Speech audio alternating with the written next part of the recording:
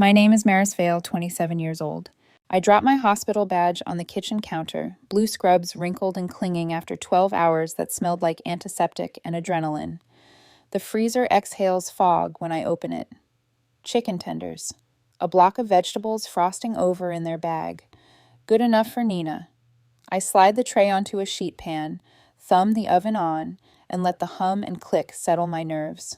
Maris, could you come in here? Dad's voice arrives from the dining room with that studied calm he uses like cologne before a hard conversation. Just a minute, I call, hands already moving, the practice dance of being useful. I jab the timer, wipe my palms on a dish towel, feel my compression socks bite my calves, and head toward the oak room we usually reserve for pastor visits and holidays. They've staged it like a hearing. Mom at one end, Dad at the other, their chairs squared to the table's edges. Nina's wheelchair is at the side, perfectly perpendicular, brakes locked. She doesn't meet my eyes. Between them lies a neat fan of paper, crisp white against the old scars and water rings. Dad's signet ring glints as he places a pen just so, parallel to the margin, the tip hovering over a line already labeled with my name. Sit, he says. No greeting. No, how was your shift? I sit. My body still thinks it should be moving. Pulse high, hands ready to chart or compress a chest. What's going on? Dad slides the top document toward me. The pen tracks with it, the nib leaving the faintest scratch on the wood. Your mother and I are getting older, he says, fingers steepled. We need to formalize what's already been true since the accident. Mom's smile is soft and unyielding at once. It's called a caregiver agreement. The title sits heavy at the top in bold. Beneath it, responsible party, Maris E. Vale. I clear my throat. What is this exactly? You'll cash out your 401k to create a care fund for Nina, Mom says, smoothing an invisible wrinkle in the table runner. And you'll contribute $2,000 monthly toward her ongoing expenses. I feel the world tip a measurable degree. $2,000 every month? You make $70,000 as a nurse, Dad says, as if reading a neutral lab value. That's over $4,000 after taxes. We're asking for half, for family. My student loans, I hear myself ask. My rent? Don't hide behind student loans, Mom says, that edge sharpening in her tone. You have $60,000 in your 401. Cashing out leaves you at least $40,000 after penalties. You'll manage. The letters on the paper blur and then resolve again. Legal phrases spool into knots. Binding, obligation, enforcement. The lines populate with my full name as if typed there by someone else's hands. This feels sudden, I say quietly. Nothing sudden about it, Dad replies. You've been responsible for your sister since the day you left her at the bus stop to feed stray cats. Something inside me, the obedient part that learned to apologize before speaking, nods on reflex.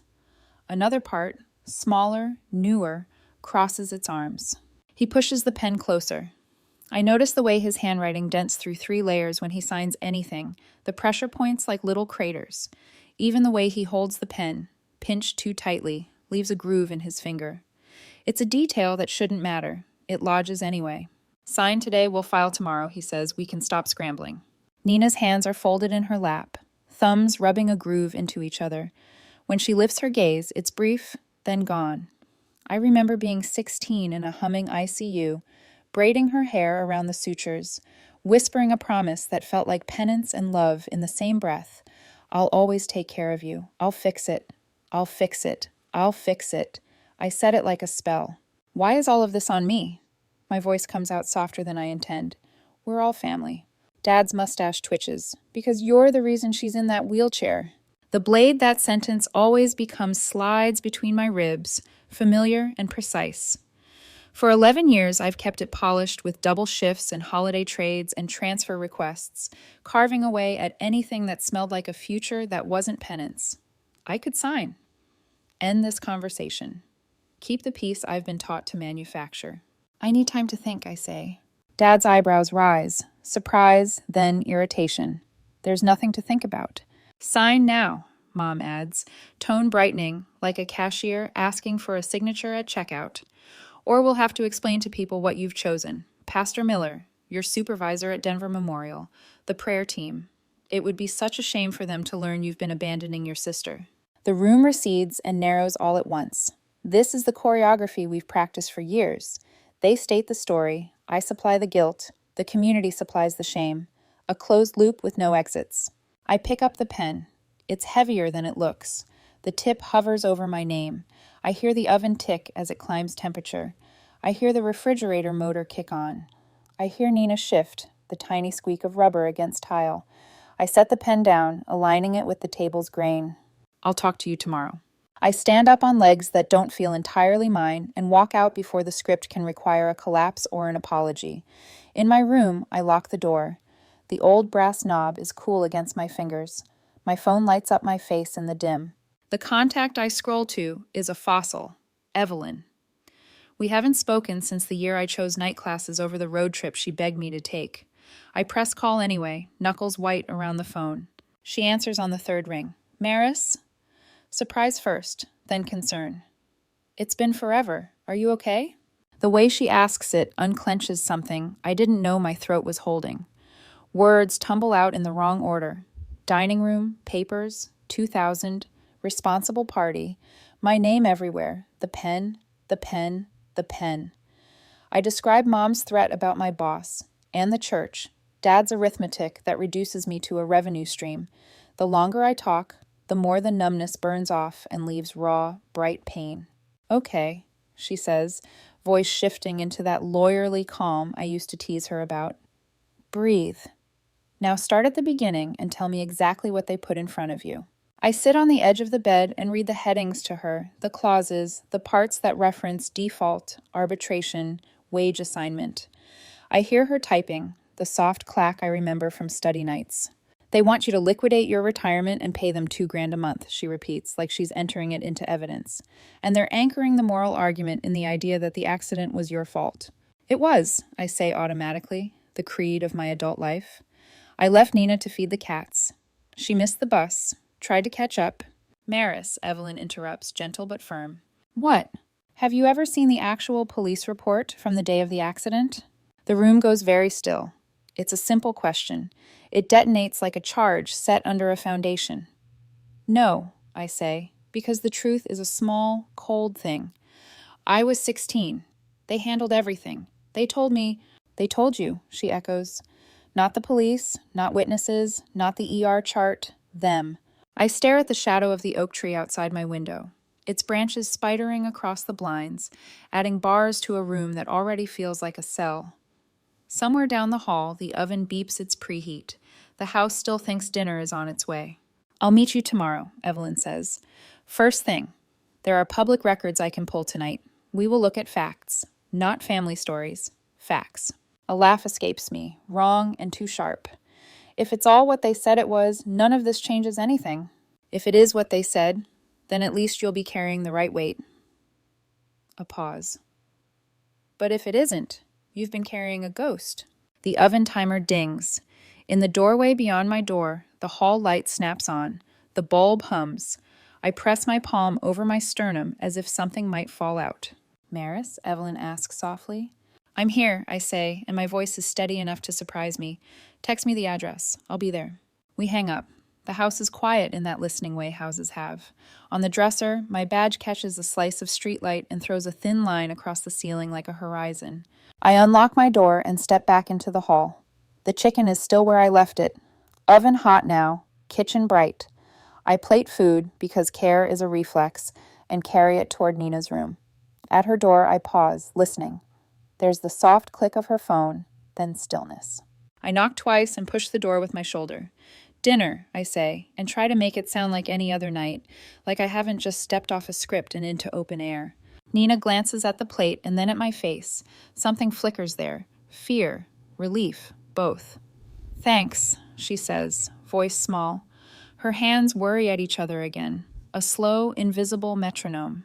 I set the plate on her tray and lower the brake with my foot, the way I always do. I'll be up early, I tell her. Work stuff. She nods, and her eyes slide away.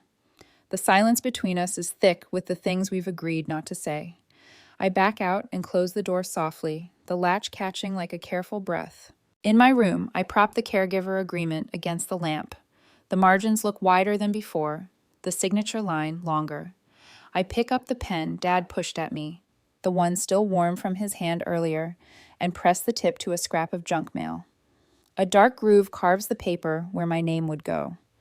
The pressure leaves an imprint 3 sheets down. I turn off the light and lie in the dark, the question Evelyn asked settling into the quiet like a second heartbeat. Have you ever seen the report? I haven't. Not once. I close my eyes and, for the first time in 11 years, imagine the possibility that the story I built my life around might not be true.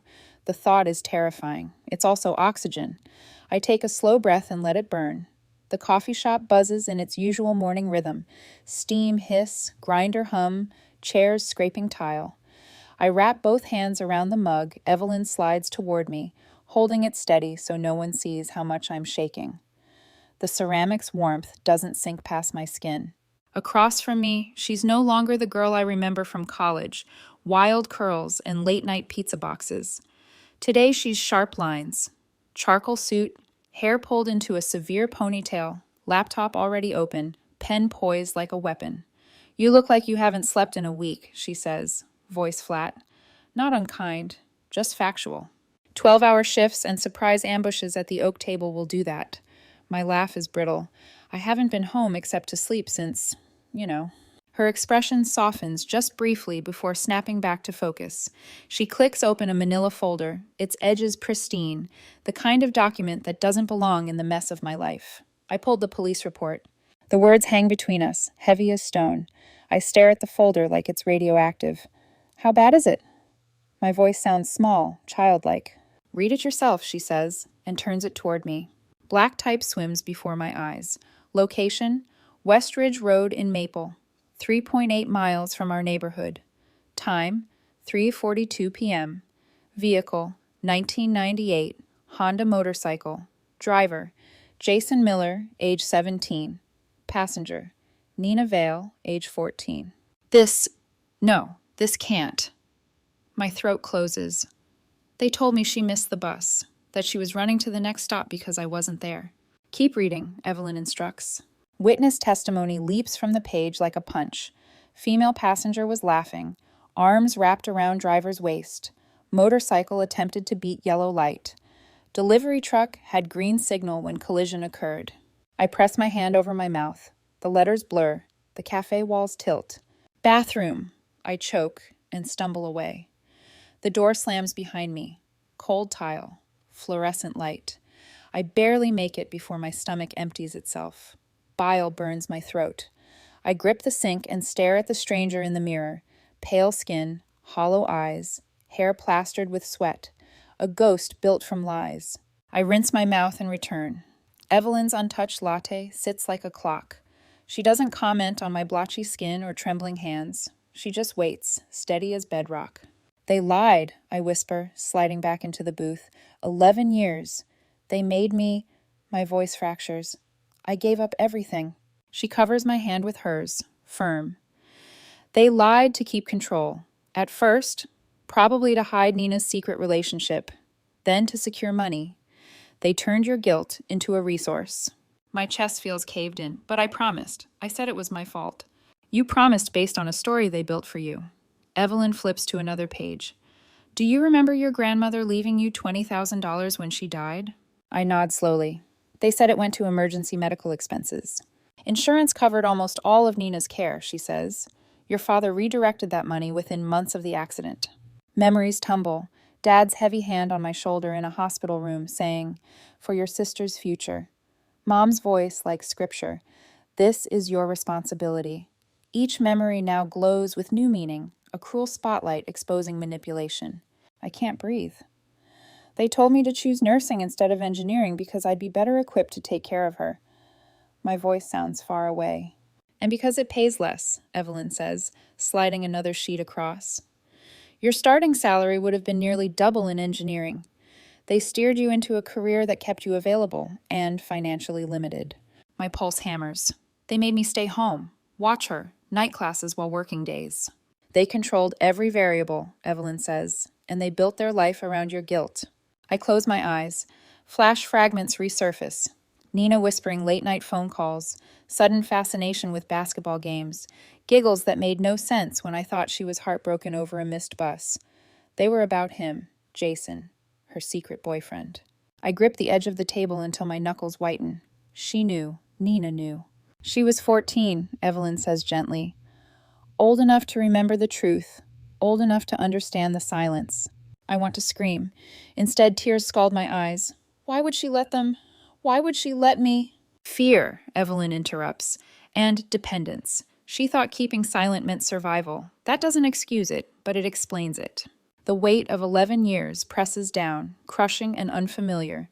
For so long, guilt has been my air. Without it, I don't know how to breathe.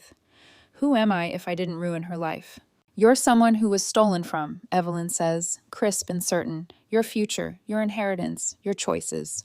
I study the report again, the stark type against white paper. Jason Miller. The name spins memories I buried. His basketball jacket draped over chairs, his cocky grin at school games, Mom's sharp whispers about him being too old, too wild. They made me believe I killed my sister's future, I whisper. But she was with him, joyriding. Evelyn nods. I also spoke with a nurse who worked the trauma room that day. Your father was already telling staff it was your fault before they even finished stabilizing Nina. Something cold and precise lodges in my chest. Betrayal. Deeper than the accident. Deeper than Nina's silence. My parents weaponized me from the first moment. Why? Money at first, but control became the bigger prize. She leans forward. Think about the timing. They pushed you to sign over inheritance. They stalled your college. They made sure your career path kept you tied down. I shake my head. They orchestrated my whole life. And they're not done, Evelyn warns. That agreement they shoved in front of you is the culmination. They're desperate. They've probably been planning this for months. I wipe at my face, smudging tears with the heel of my hand. So what now? We build a timeline, Evelyn says. Inheritance, loans, career steering. We gather evidence, witness statements, Jason, Aunt Laura. Anyone who can confirm the truth. I laugh again raw. Expose my own family? They exposed you the day they lied, she counters. This isn't revenge, it's freedom. I clutch the police report tighter, as though it might cut me otherwise. Nina will hate me for this. Maybe at first, Evelyn concedes. But the truth frees both of you. I swallow hard. For the first time in over a decade, I imagine a version of my life not shackled to a lie. It feels impossible. It feels intoxicating. Okay, I say. My voice trembles but holds. Let's do this. Evelyn's expression shifts, something like pride flickering. She closes the folder with a quiet snap, as though sealing our pact. Then the real work begins. I look out the cafe window. People laugh over lattes, rush for buses, check their watches, lives unfolding without the weight of a fabricated guilt story. My reflection stares back faintly in the glass, eyes still red, but sharper. A woman who might finally claim her own name. I clutch the mug tighter. The warmth has seeped in this time. Oxygen floods my lungs. The lie is cracked. The truth is here, and nothing will ever be the same. The living room feels like a war room, though the only weapons are markers, sticky notes, and the relentless thud of Evelyn's pen against a legal pad. She's transformed my apartment into something alien. Timelines stretching across the wall in neat blue strokes, arrows connecting dates, boxes labeled inheritance, 401k. Student loans. Each sticky note is a wound I hadn't realized I carried until she pinned it under fluorescent light. You see the pattern? She asks, stepping back, arms folded. I lean against the kitchen counter, fingers curled around a chipped mug of coffee. It looks like every time I tried to move forward, they found a way to anchor me back. Exactly. She gestures at the cluster around 2014. You applied to engineering programs. Your mom convinced you nursing was more practical for Nina's care. Then, 2017, you planned to move out, and suddenly Nina had a setback that required you home full-time. I can almost hear my mother's voice in those notes. Practical, Maris. Sacrificial. Holy. Words dressed like virtue, but barbed with chains. The door buzzer jars me back. Evelyn checks her phone. That'll be Marcus. She opens the door, and in walks a man I've only known through articles that went viral. Investigative journalist, the one who exposed a family faking a child's illness for donations. He carries a satchel thick with folders, recorder peeking from the pocket. His presence changes the air, heavier now, sharper. Maris. He shakes my hand, his grip steady. Evelyn filled me in. I'd like to help if you're willing. Stories like yours matter. A cynical laugh rises in me. You mean fraud stories. His eyes don't flinch. I mean survival stories. People deserve to know how families can twist obligation into a noose. I nod, throat tight. Then come in. We crowd around the coffee table. Marcus pulls out documents like a magician laying cards. I trace some of the finances. Your parents are underwater. Second mortgage, maxed cards, medical bills. But here's the kicker. Less than half of what you gave them went toward Nina's care. He taps a spreadsheet. The rest? Mortgage, credit card debt, even a down payment on a fishing boat. The room tilts. I remember Dad's sermon at church about sacrifice, about living simply for Nina's sake. My hands curl into fists. They told everyone they were barely scraping by. Perception is their armor, Evelyn says. They curated sympathy while bleeding you dry. Marcus leans forward. The fishing boat is nothing compared to this. He pulls another page. Payments toward a Florida timeshare, since 2020. I laugh, bitter and sharp. A timeshare, while I was rationing groceries and working doubles. Desperation breeds entitlement, Evelyn murmurs. And they knew you'd never question it. Guilt made you compliant. The word guilt sits like lead. 11 years of bending, apologizing, handing over cash without asking for receipts. I glance at Nina's picture on the shelf, her smile before the chair, hair loose around her face. A pang cuts through my anger. She's been complicit too, hasn't she? 14 when it happened. Old enough to know. Old enough to watch me drown without throwing a rope. I sit, elbows on knees. So what now? Do we just expose them? Marcus's voice is calm, practiced. Not yet. We build airtight evidence. Witnesses, finances, medical records. When we strike, there's no wriggle room. Evelyn adds, Jason Miller is key. He was driving. He can confirm the motorcycle, the threats. And your Aunt Laura, she overheard them at the hospital. My stomach knots at Jason's name. Memories of his grin at school games, Mom's venom about him being too wild. I push the image away. You think he'd talk after all this time? He's carried guilt too, Evelyn says. My bet? He'll want to unburden. I swallow hard. And Nina? Silence. Then Marcus says, she's the hardest piece. She's lived in their house of cards too long. I picture her hands folded in her lap, thumbs rubbing grooves into each other. How many times did she almost speak? How many times did she choose silence because it was safer? Evelyn breaks the silence. We'll confront the truth gently, but first we need leverage. Proof. Without it, they'll bury you in community shame and legal threats. I nod, though my chest feels split. Then let's gather it. Marcus spreads more folders. Here's what we're tracking. The forged mortgage application, insurance claims that don't line up, therapy sessions billed but never occurred. And he slides one page toward me. My breath catches. It's my signature, but not. My name, clumsy and heavy, forged onto a loan. Dad, I whisper, recognizing the pressure points, the way he presses his pen too hard, grooves cutting through. Marcus nods. Forensic examiners confirmed. This is fraud, Maris, not just manipulation. I sit back, dizzy. The oak table flashes in my mind. Dad sliding the pen, his knuckles white. He's always pressed too hard. He pressed too hard on paper, too hard on me. The three of us sit in silence, the evidence spread like shrapnel. Finally, Evelyn says, we have the outline. Now we need the voices to fill it. Jason, Aunt Laura, I repeat like a litany. Witnesses.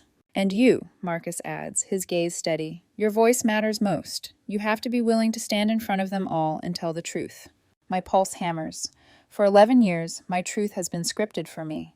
To speak outside, it feels like stepping off a cliff. I meet his gaze. If I don't, I'll never climb out. The room stills. The decision crystallizes in the air. I gather the papers into a neat stack, though my hands shake. Okay, let's start with Jason. Evelyn closes her notebook. We'll find him, but you need to brace yourself. Every step forward will make them fight harder. People don't surrender control quietly. I know, I whisper, but I'm done surrendering too. Outside the window, the city moves like nothing has shifted. Inside, my life has cracked open. The guilt that shaped me is still there, sharp as ever, but for the first time, I see the outline of something else, a way out. Jason's name sits on my tongue like a foreign language. I haven't spoken it in years, not since whispers in the high school bleachers and slammed doors at home. Now, Evelyn has his number pulled up on her phone, her finger hovering. You're sure? She asks. I nod, though every nerve in me screams no. If anyone can confirm the truth, it's him. She taps the screen, then passes me the phone.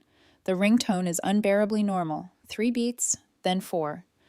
On the 5th, a voice I half remember, deeper now, more cautious. Maris, it's Jason. I got your message. My throat dries. Yeah, I've been waiting 11 years for this call, he blurts, voice cracking on the edges. I wanted to tell you back then, but your parents, God, they scared me.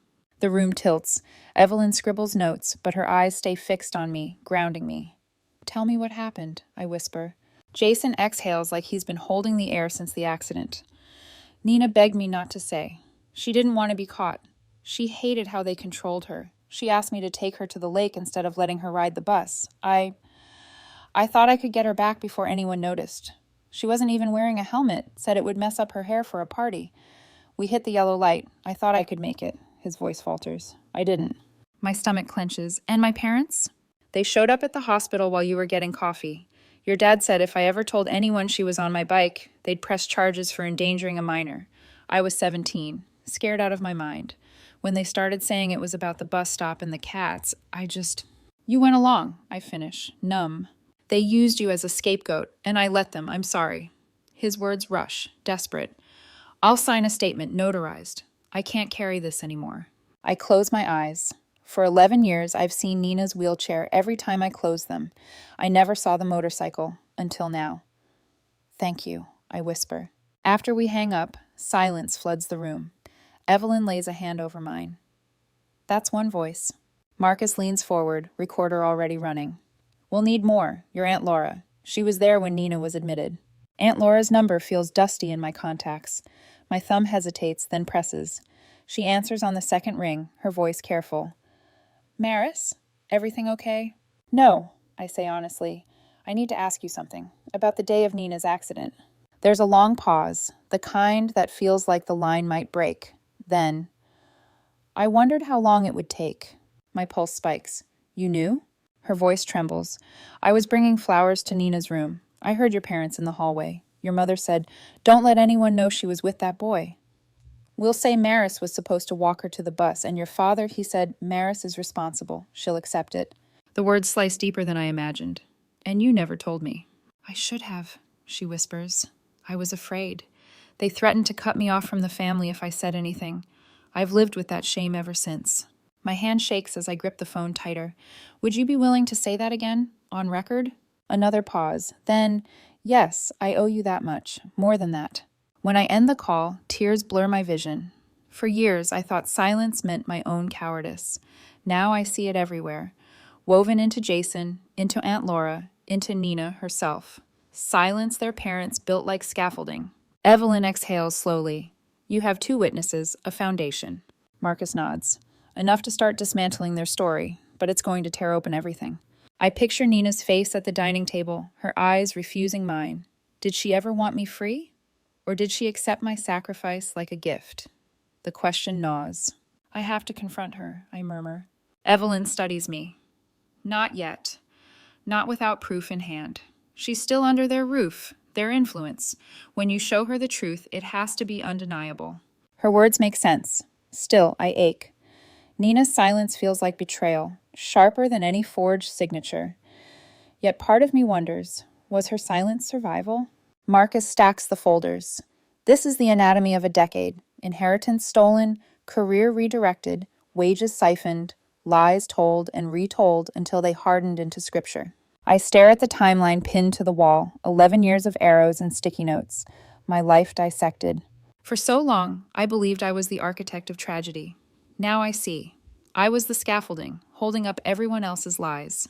And scaffolding, once it's pulled free, can bring the whole structure down.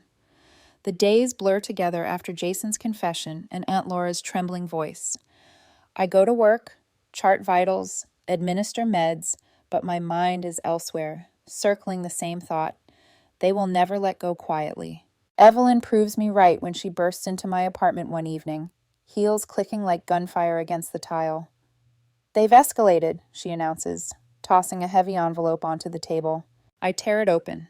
A letter on embossed paper, the signature of Patricia Lambert stamped in thick black ink. Formal demand. Petition for guardianship if obligations are not met. Threat of litigation. My stomach drops. They hired her? Even I know Lambert's name. Famously ruthless, a woman who could turn obligation into iron bars. They're cornered, Evelyn says grimly. This is their counterattack. Before I can reply, my phone buzzes. A message from HR. Report immediately regarding serious allegations. Cold sweat breaks across my back. No, I whisper. They wouldn't. But they did. An hour later, I sit under fluorescent lights in a hospital conference room. My supervisor, Janet, studies a thick folder of logs while security pulls up camera footage. The accusation is absurd that I've been stealing prescription medications for profit, but absurdity doesn't stop damage. I keep my hands folded on the table, nails digging into skin, while the minutes crawl. Janet finally looks up. Your dispensing record is flawless. Security footage confirms it. These allegations have no merit. The relief makes me sag in the chair. Janet softens. I'm sorry, Maris. Family disputes can get ugly, but your career is intact. When I step outside, Evelyn is waiting by the elevators.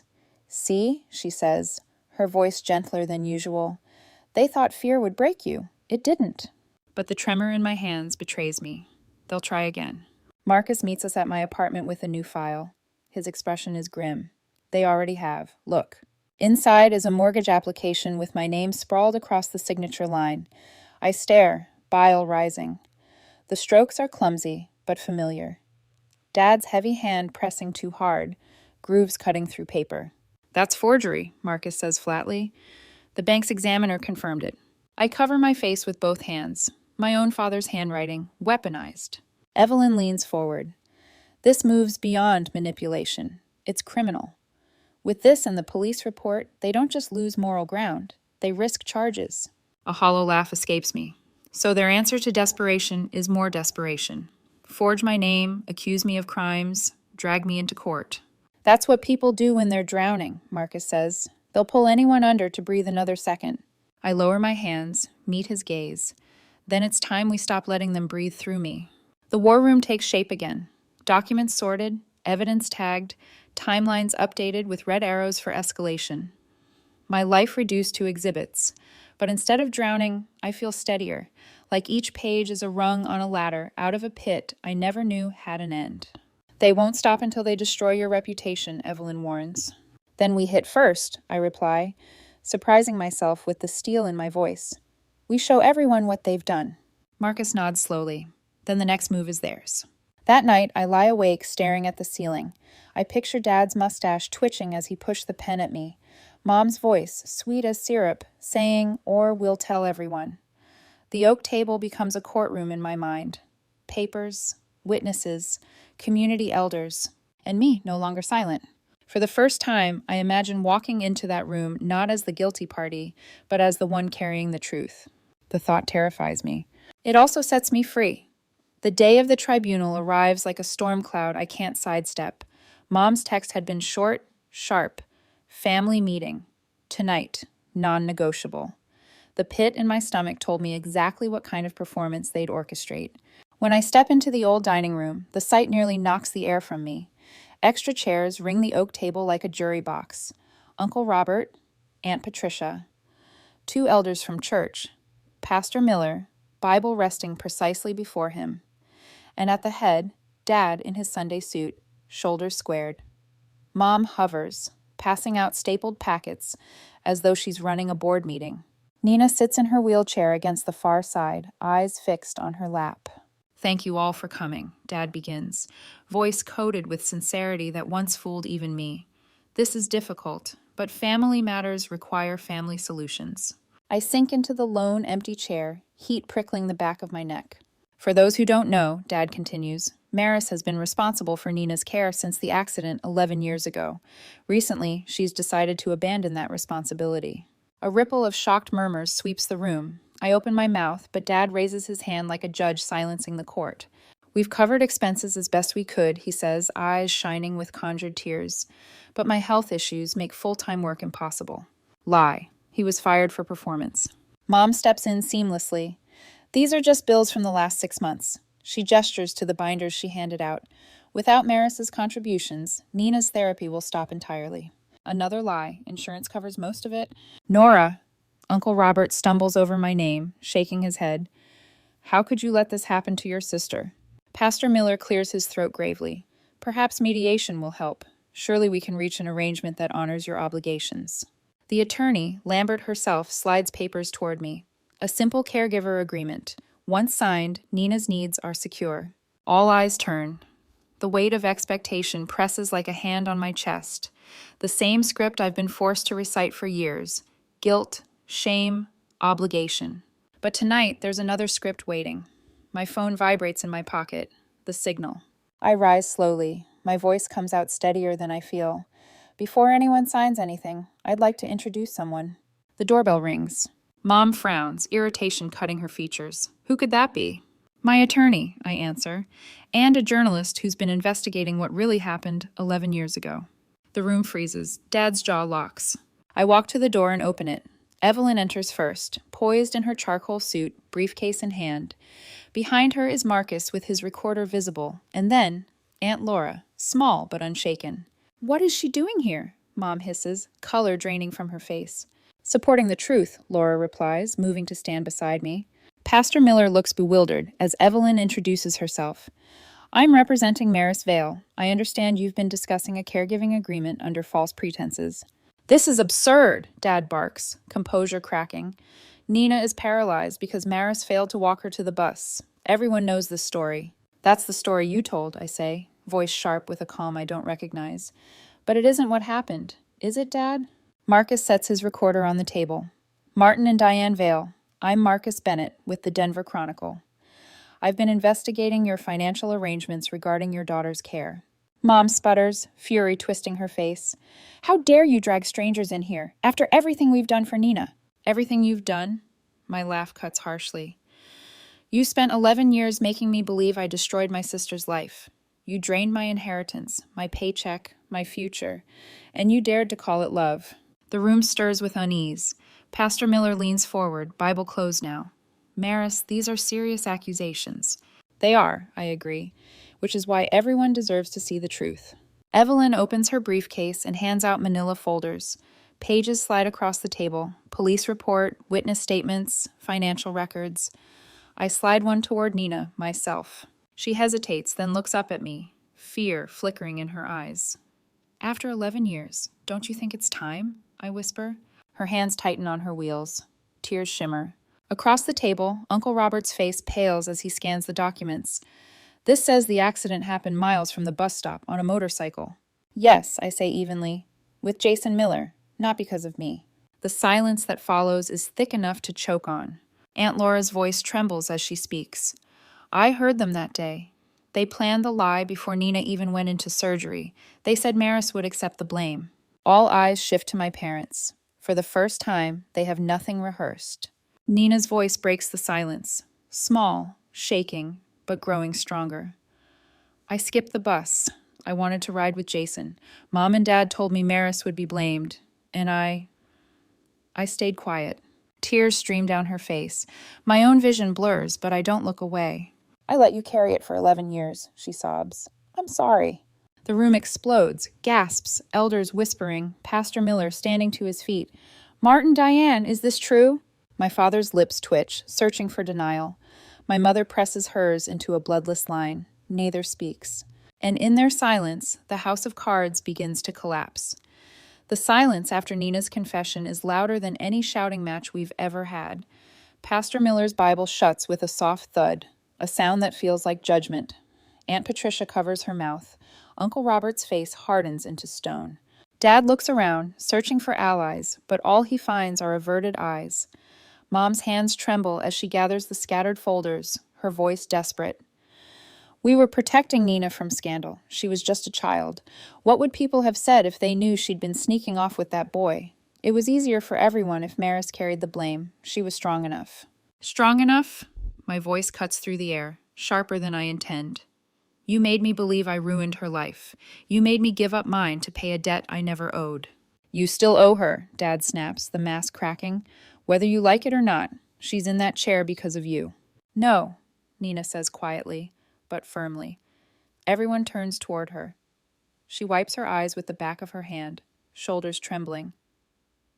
I am. I chose to skip the bus. I chose Jason.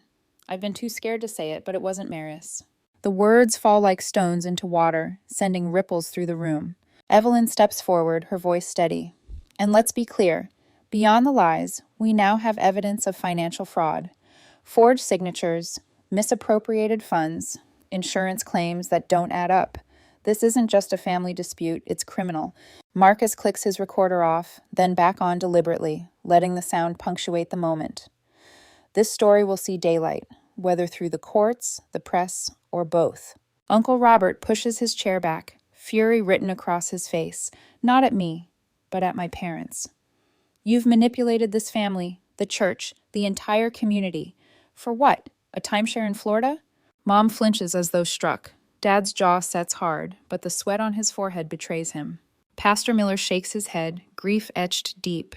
This betrayal goes against everything you preached, Martin, everything you claimed to stand for. For once, my parents have no sermon, no tidy parable to cover the rot. I move around the table, kneeling beside Nina's chair. She's crying silently now, hands shaking as they grip the wheels. I never abandoned you, I whisper. Even when they made me believe I had, you never needed to lie to keep me. She clutches my hand like a lifeline. Can you ever forgive me? I hesitate. The years of silence cut deep, but looking at her now, trembling, ashamed, I see not an enemy, just another victim in a web spun by fear. I squeeze her hand. There's nothing to forgive. We were both trapped. Across the table, Lambert closes her briefcase with a snap. My clients have nothing further to discuss. Her eyes cut toward my parents, but even she looks unsettled, as if she realizes she's been enlisted to defend a collapsing empire. Dad straightens his tie, his last armor. We're done here. But no one rises to follow them. No one speaks goodbyes. They leave through the front door, Mom's heels clicking against the hardwood. Dad's shoulders hunched, though he tries to keep them squared. The door closes with a hollow echo, and suddenly the room is still. Pastor Miller places a hand on my shoulder, his voice gentler than I've ever heard it. From this day forward, the truth will guide us. Not shame, not lies. I look at Nina, her tear-streaked face illuminated by the soft glow of the chandelier. For the first time in over a decade, the weight pressing on my chest lifts. The oak table, the stage for my sentencing, has become something else tonight. Not a prison. A place of reckoning. And for the first time, I'm not the one on trial.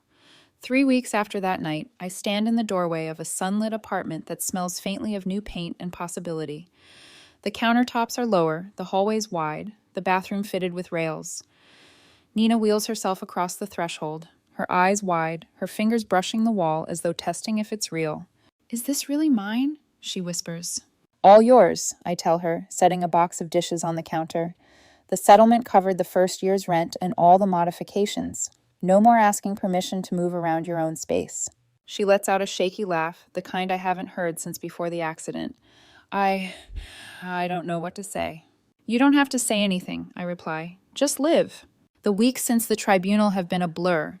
Evelyn filing for guardianship of Nina's benefits, Marcus publishing a carefully written expose, the church board launching an investigation into misused funds. My parents retreated into silence, their calls unanswered. The community that once praised them now whispers questions they can't dodge. And Nina, she's slowly shedding the hunched shoulders of apology. That evening, we sit on her new balcony, mugs of tea warming our hands. Below us, a community garden hums with life, neighbors tending soil, children chasing each other between rows of tomato plants. I keep waking up thinking I need to check with Mom and Dad before doing anything, Nina admits. Then I remember, I don't. She laughs, watery but real. Yesterday, I filled out my own disability benefits application. Turns out they lied. I've been eligible for a decade. I smile, though bitterness curls in me. They needed you dependent, same as they needed me guilty. Her eyes flick to me, guilt shadowing them. I don't know if you can ever forgive me for staying quiet. I already told you, I say softly. We were both trapped, just in different cages. She nods, but I can see she doesn't fully believe it yet. Healing takes longer than confession. Later, 3 nurses from my unit arrive with pizza and laughter, their arms full of boxes. Marcia, the charge nurse who's watched me stumble through double shifts, hugs me tight. We've made a rotation schedule to help Nina while you're in classes, she says. The whole unit signed up. Nina blinks back tears as they unpack food and fold her into their chatter. I never knew people cared this much, she murmurs after they leave. You didn't know because they convinced us care was control, I tell her. But real care, it makes you freer, not smaller. In the quiet that follows, I realize I believe my own words. 6 months later, I'm in a lecture hall, blue scrubs replaced by a blazer, my notes spread neatly in front of me. Nurse Practitioner Program. Something I once thought out of reach. My loans are still heavy, my apartment small, but my life is mine. After class, I drive to Nina's. The smell of lasagna greets me before she does, her voice calling, "Dinner's ready." She transfers herself from chair to table with ease, grinning at my surprised expression. Been practicing, she says proudly. We eat, talk about her advocacy course, about the families she's already helping navigate the system our parents exploited. When she asks if I've spoken to them, I shake my head. Not until they take responsibility, not just with words, but with actions. She nods and for once doesn't argue. On the 1-year anniversary of the confrontation, we visit the city park where I used to feed stray cats. Leaves crunch under Nina's wheels, the air sharp with autumn. Remember when this place felt cursed to you? She asks, a smile tugging her lips. Yeah, I answer. Now it feels like where everything began to change. We pause by the clearing. I look down at her, and she looks up at me, sunlight catching in her eyes. We survived, she says quietly. More than that, I reply. We got free. The words settle between us, not just truth, but promise. Because freedom, once tasted, can never be given back. 6 months later, I stand at the front of a trauma unit classroom, a whiteboard marker in my hand, 10 new nurses staring back at me with the wide eyes I used to have. My scrubs are the same shade of hospital blue, but everything else is different. Remember, I tell them, your first responsibility is to advocate for your patients. Sometimes that means standing up to family members who claim to know what's best. Sometimes it means protecting someone from the very people who should have protected them. The words echo heavier in me than I let on. My hands don't shake anymore when I say them. After the session, I drive to Nina's apartment for our weekly dinner. She's stirring sauce when I arrive, the smell of garlic and tomatoes wrapping the room in warmth. She's learned to cook from her chair, movements confident now. How's the online program? I ask, setting my bag down. 3 A's, she answers with a grin. My disability advocacy course is my favorite. I'm already helping 2 families fight insurance denials. Pride swells in me. Bittersweet. You're turning everything we live through into a map for someone else. She shrugs, but her smile softens. It feels like the least I can do. We eat at her accessible table, laughter woven into bites of lasagna. She tells me our parents called again, leaving another message about forgiveness and family obligations. I sip my wine. When they take responsibility, when they make amends to everyone they hurt, I'll consider it. Until then, silence is an answer too.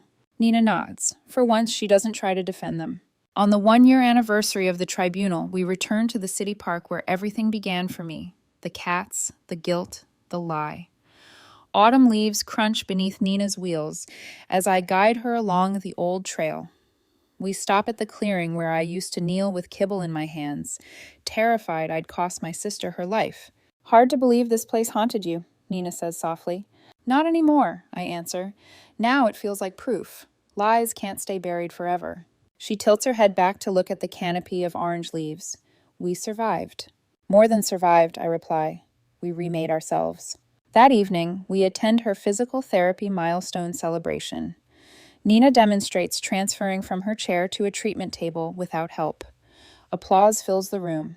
When asked to speak, she steadies herself and says, "The heaviest burden wasn't my paralysis. It was the lie we lived under. Tonight, I feel lighter than I have in years." I clap until my hands sting, tears blurring the sight of her, stronger, freer, speaking truth without fear. Later, as we leave, Nina looks at me with a tentative smile. Do you ever wonder what would have happened if Evelyn hadn't asked about the police report? I think about it as we walk toward the car. The chill of night wraps around us, but it doesn't seep in. I think the truth always finds a way out, I say. It was too big to stay buried. We drive away, headlights cutting through the dark.